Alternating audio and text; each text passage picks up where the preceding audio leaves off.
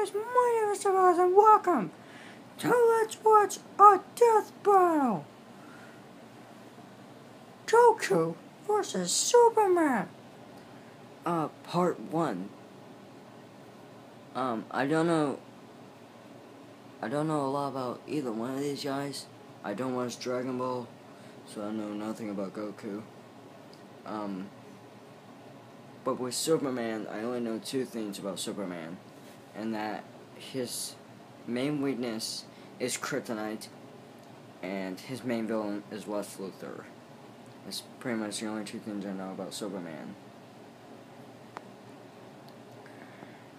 So, well, let's get to the depot.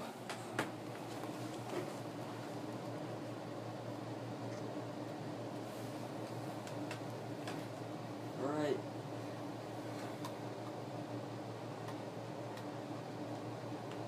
Three, two, one. This episode of Death Battle brought to you by Slim Jim.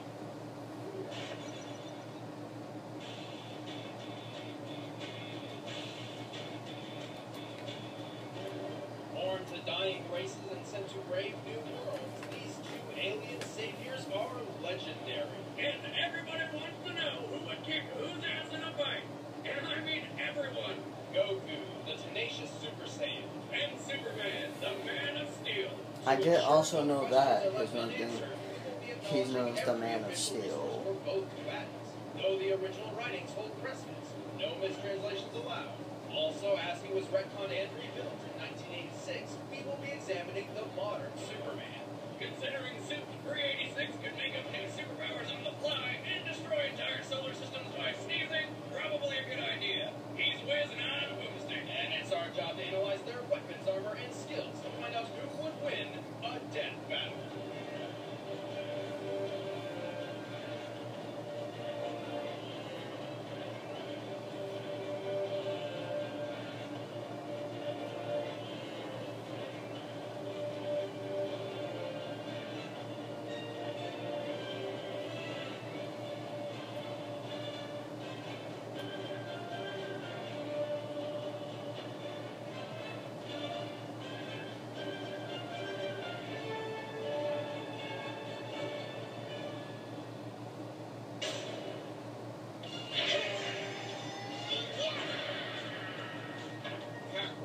Born to a low-class Saiyan warrior on the planet Vegeta.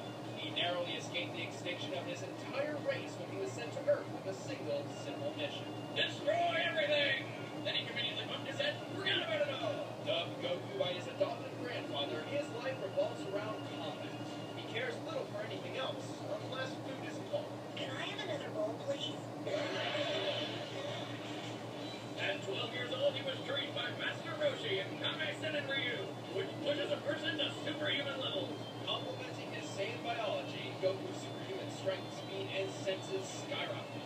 He developed numerous fighting techniques, including the fast-moving after image and the Dragon Throw, his trademark weapon.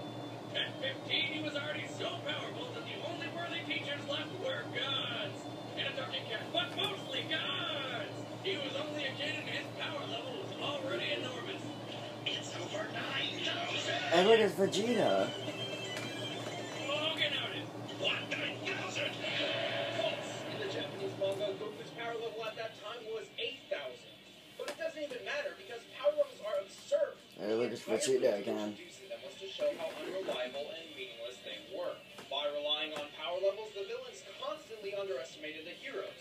Therefore, using them to judge Goku's abilities is pointless. Besides, the Daizenshuu says that... what now? The official Dragon Ball Encyclopedia. It states power levels eventually become immeasurable. Not because they're so high they can't be measured, but because the characters, and hopefully the audience, have realized just how futile these numbers are.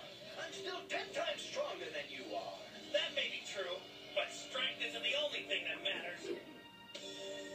We cannot judge Goku by his power level, nor can we through power scaling. The theory that he can achieve the same feats as lesser Dragon Ball Hey, look, it's Majin Goku's Buu. abilities are tailored to his personal training and experiences, not to mention anatomy. Frieza. Space you can't. However, Goku does have a knack for mimicking ki techniques. Ki is metaphysical, made up of things such as vigor, courage, and being in one's true mind. His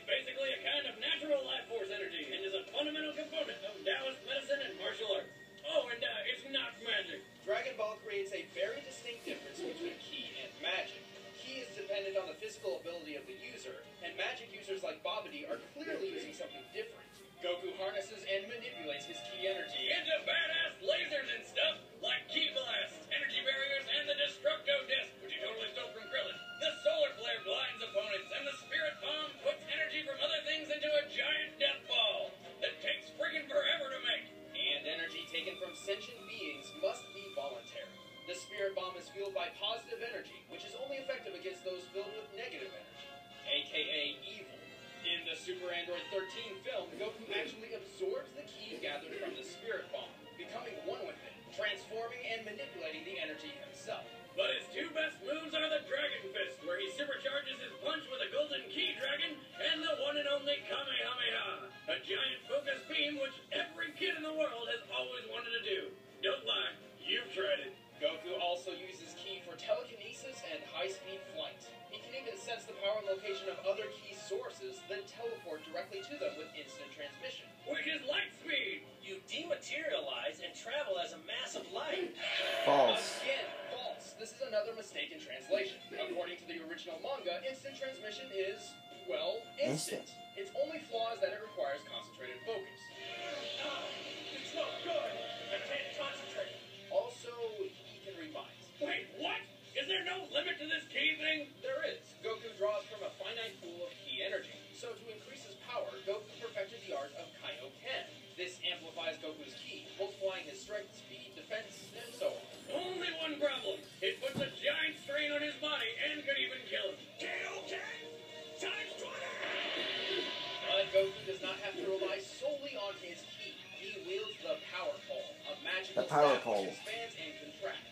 When he's hurt, eating a senzu bean heals him up. And to get around, he rides the Flying Nimbus, a flying cloud which probably tastes like cotton candy. Still, the Kaioken was Goku's trump card for some time until a fateful battle with the Tyrant Frieza. I knew that was Goku Frieza. passed his limits to achieve the legendary form of Super Saiyan. There are 4 different levels of Super Saiyan, each drastically boosting his power. Like the Kaioken, each form does burn in his body, though Goku has trained to minimize this. Super Saiyan 3 multiplies the already combined power of Super Saiyan 2 by 4, but comes at a horrible price. That hair. Oh, and it pretty much destroys his body while he's using it, but my god, the hair! Fortunately for Goku, the life-sapping Super Saiyan 3 form would be trumped by his final transformation, Super Saiyan 4. This form alters his body to better endure the 4,000 times power increase. Complete with pink fur and eyeshadow! Fear the ultimate form! With each transformation, minus full power Super Saiyan 1, Goku loses some self-control, becoming more violent and instinct-prone. When I'm at this power level, it's hard for me to listen to reason. I just lose control. Goku's greatest strength is his tenacity and never give up attitude. He does not fight to defeat others, he fights to defeat himself. However, this may also be his greatest weakness. He prefers a fair fight, eager to see his opponent's maximum potential. He's about to reach his maximum! Just to be an cat! I wanted to reach his maximum. Full-powered I want to fight him when he's Frieza. at his best! But when the whole world is at stake, well, hindsight is 20/20. And although he's more than tough enough to survive in a vacuum, he clearly needs oxygen, so no breathing in space. Plus, well, Goku's not very bright. Despite some basic schooling from Roshi, Goku has never had a day of certified formal education in his life. It took him years just to learn how to drive. But why the hell would Goku need to drive a car? Even so, Goku understands his weaknesses. To him, a formal education would just be a waste of time. He is already a genius when it comes to martial arts. And even if he does get the hell beaten out of him, he improves with every fight. And that is what Goku is all about. He thrives on becoming stronger and bursting limits, and has overcome every obstacle in his way. Even marriage. Goku might just be the greatest martial artist in fictional history. What are you? I am the hope of the universe. I am the answer to all living things that cry out for peace. I like a good nightmare, yeah. You're Superman, and now here is In the Superman. bus. He saw what Clark did. Kal-El was born to a high-class scientist on the planet Krypton. He narrowly escaped the destruction of his home world when his father sent him to Earth with the goal of preserving human life. Well, what a coincidence!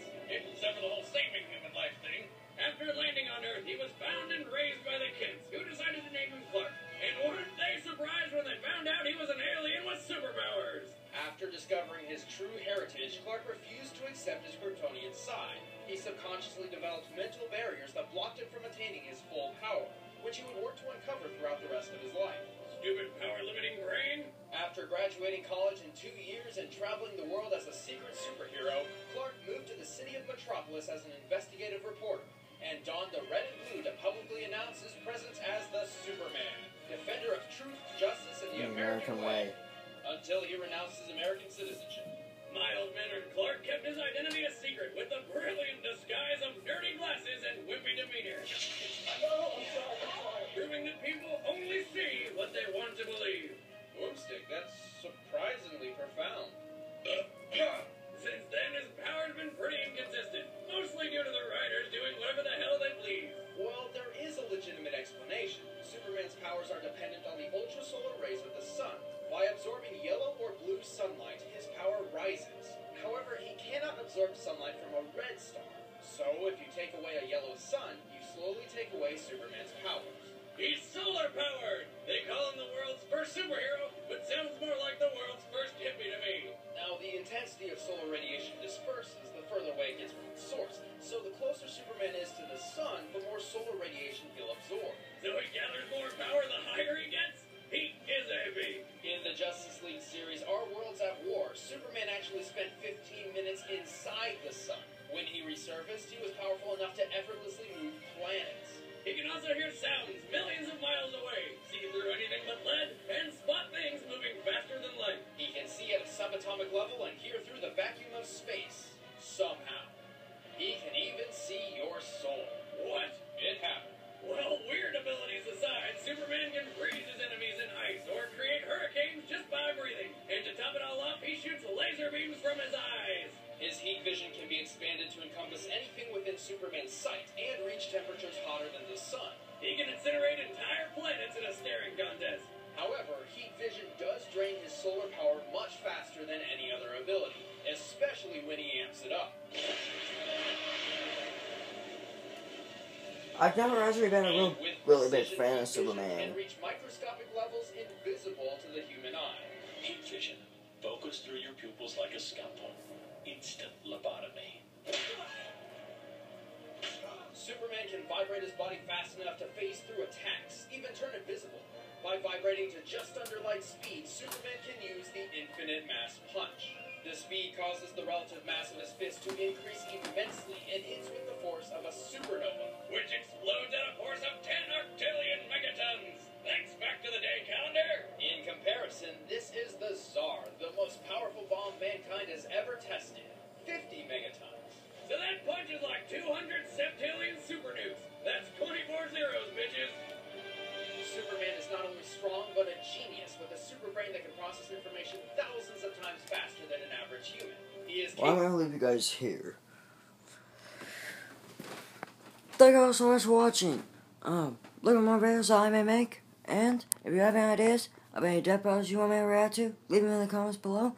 And look out for my death battle reactions of Goku vs. Superman Part 2 and 3. And I will see all your doubts and bosses. And if you like this video, punch the like button in the face. Oh my god, boss! And I voice around. Psh, psh. And thank you guys. And I will see all your doubts and bosses. And I'll see you! Boss Fest.